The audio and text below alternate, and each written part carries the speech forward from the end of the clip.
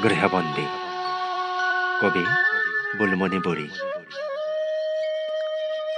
আজি পৃথিৱী অপৰাধী, নিজ গৃহতে কাৰাবন্দী কৈদী।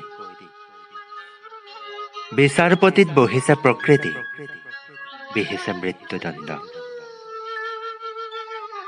আমিবোৰ যি আছো, খাটি আছো কাৰাবাস, ভয় আৰু শংকাত কঁপিছে বুকু। প্ৰাণৰ মায়াত ভগৱানক কৰিছো মিনতি,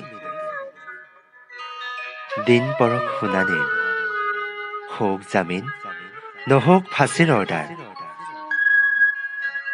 থাকো লাগিলে বন্দীশালত, ৰায়দান নহওক পোতাশালত।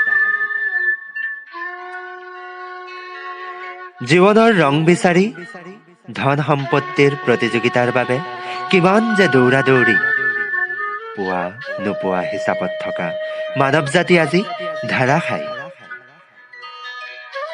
ধনী দুখীয়াৰ প্ৰশ্ন নাই, জীৱন জীৱনেই হয়।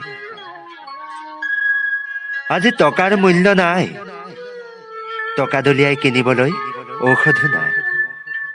ঔষধ মাথো এটাই, মানুহে মানুহৰ পৰা আঁতৰি থকা। সময়ে কৰি দিলে সকলোকে একাকাৰ।